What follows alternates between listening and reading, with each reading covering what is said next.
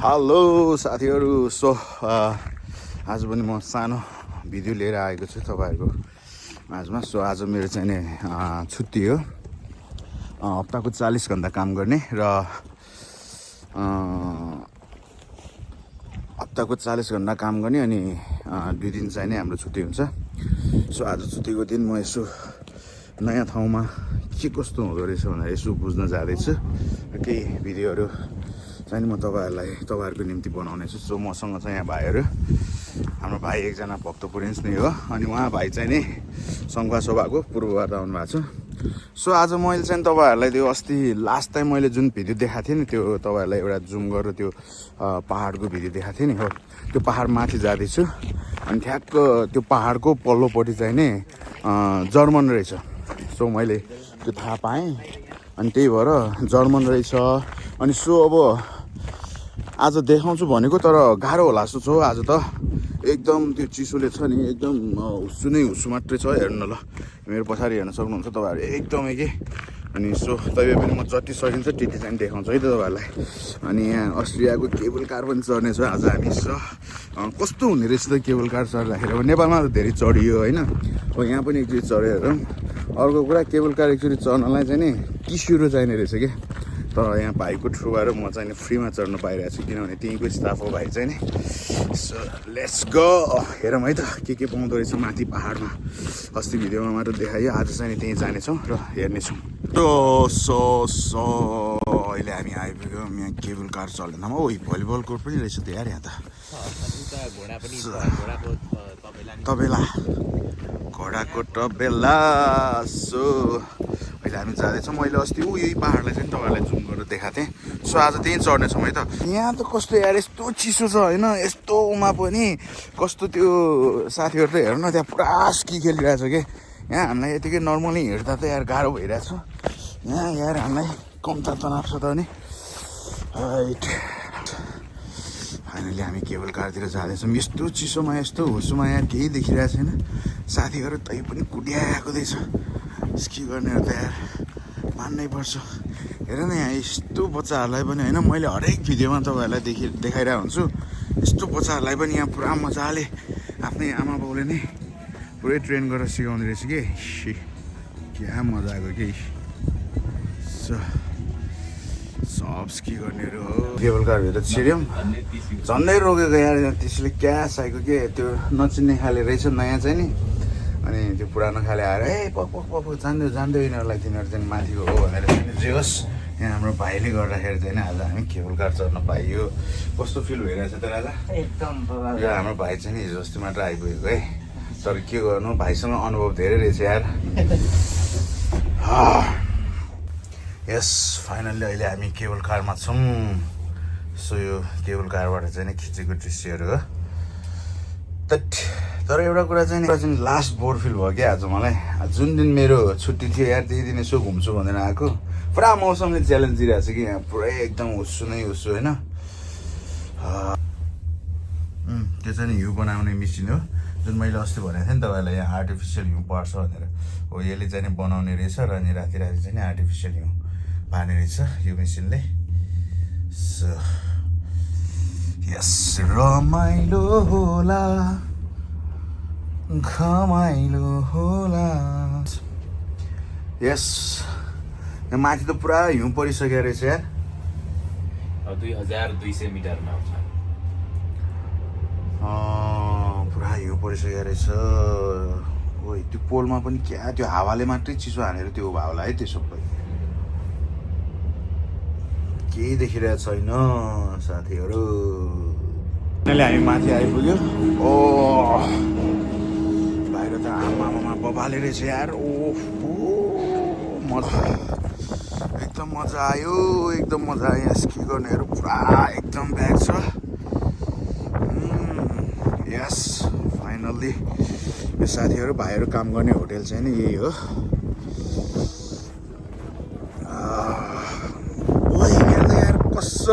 कसम कस्तो होइन, जन्नतमै आएको जस्तो फिल भयो त यार। जन्नतमै आएको फिल भयो। लास्ट रमाइलो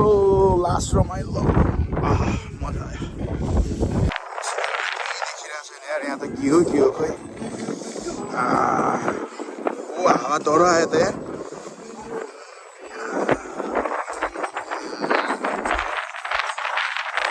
यस भाइहरू काम गर्ने होटेल यही हो सो ओइ वाउ व्हाट्स दिस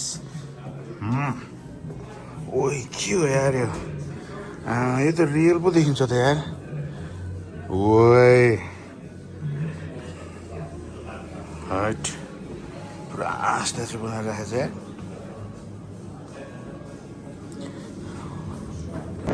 सो यहाँ त हावा पुरा तुषार ओढेर आउँदै रहेछ एकछिन मात्र बस्यो भने पनि हेर न यार कसरी बस्ने यार यसमा ओ यसमा बस्ने चाहिँ कसरी सब हावाले मात्र हानिरहेको रहेछ यार यता त बस्नु हुँदैन लास्ट रमाइलो यार लास्ट रमाइलो यो चाहिँ बच्चाहरूको लागि भनेर राख्ने रहेछ यार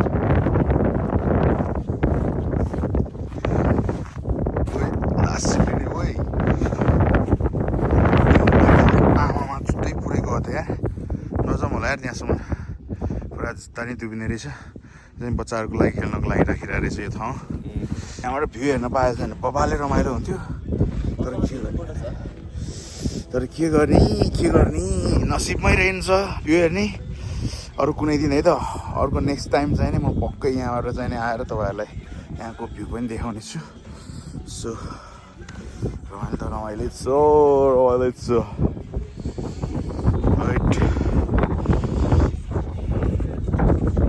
स्वर्ग हेर्ने हो स्वर्ग भन्छन् नि त्यो आजभोलि टिकटकमा एकदम भाइरल छ नि यस्तो ठाउँमा पो भन्छ त यार तर काम नलागेर चाहिँ अलि झ्याउमा लगायो मात्र हो काम लागेको भने त सुप्पै देखिने रहेछ नि ठाउँ आमा सो यहाँको त कुकुरहरू पनि रमाइलो हुँदो रहेछ यार हेर न ल कस्तो मजाले के यस्तो चिसोमा यस्तो हिउँमा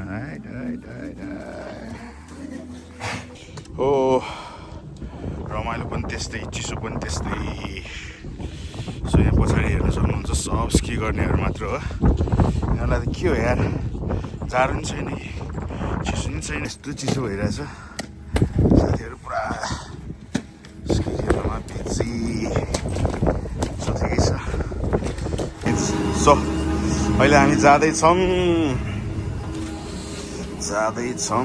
केबल कार बन्द भयो सो हल्का झ्याउ भने टेन्सन यार कस्तो बिदा लिएर माथि घुम्न आएको नि पुरा अब हुन्छ नि त्यो एकदम हुस्सुले पुरै ढाकेर केही नदेख्ने के क्या बोर्ने तै पनि ठिकै छ होइन बिदामा रुममा त्यतिकै बस्नुभन्दा त एटलिस्ट यहाँ आएर एकछिन भए पनि यसो रमाइलो भयो सो म यसो मेरो पछाडिको भ्यूहरू पनि देखाउँछु है त तपाईँहरूलाई कस्तो चाहिँ देखिने रहेछ त ल यार पुरै हुस्सुले केही नदेखिने के ल यार टेन्सन केबल कार यहाँ बिचमा अड्किदियो भने क्या साइको के डर पो लाग्न थाल्थ्यो यार के हो यस्तो ठ्याक्कै रोकिदिरह्यो के ठ्याक्कै बिचमा के रोकिदिरह्यो हामीलाई क्या साइको बेसरी चलेर होला चल्यो यस्तै काण्ड एकचोटि मेरो नेपालमा पनि भएको थियो मनोकामना जाँदै गर्दाखेरि ठ्याक्कै बिचमा रोकियो कि केबल कार तर यहाँको सिस्टम चाहिँ नै राम्रो रहेछ एकछिन रोकिने बित्तिकै फेरि एकछिनमै चल्ने रहेछ उता हाम्रोतिर त यार त्यतिखेर त मेरो सातो लिदियो नि केबल कारले कम गाह्रो भएको थियो त आमामा के गर्नु रोउन हाँसो झन् फर्स्ट टाइम चढेको छन् त्यो हाम्रो मनोकामनामा जाँदाखेरि त लास्ट हाइट छ नि त सो एकदमै गाह्रो भएको थियो डर लागेको थियो गाह्रो भन्नाले नि डर लागेको थियो तर यहाँ चाहिँ नि एकदमै के भन्छ डर भने नि छैन कि यहाँको केबल कार चढ्दाखेरि त्यस्तो एकदम स्मुथ छ कि तर हाम्रोतिर चाहिँ नि एकदम गाह्रो के तपाईँहरूले सोचिराख्नु भयो होला किन हरेक कुरा नेपालसँग कम्पेयर गरे होला भनेर यदि यो भिडियो जे होस् त्यो के भन्छ त्यसलाई ठ्याक्कै भन्न आएन जो त्यो हुन्छ नि त्यो त्यसको के भन्छ अरे त्यसको मेन मान्छेहरू त्यो मेन मान्छेहरू सामु उहाँहरूले हेऱ्यो भने चाहिँ तारे उहाँहरूले चाहिँ डेभलप गरोस् त्यो चिजमा भनेर चाहिँ मैले यो कुराहरू भनिरहेको छु। तर धेरै टाइम लाग्छ होला हाम्रो नेपालमा यतिको डेभलप हुन, यतिको विकास हुन। त अब किन भन्दाखेरि हामीले हेरिसक्यो नि, त्यत्रो वर्ष हेरिसक्यो।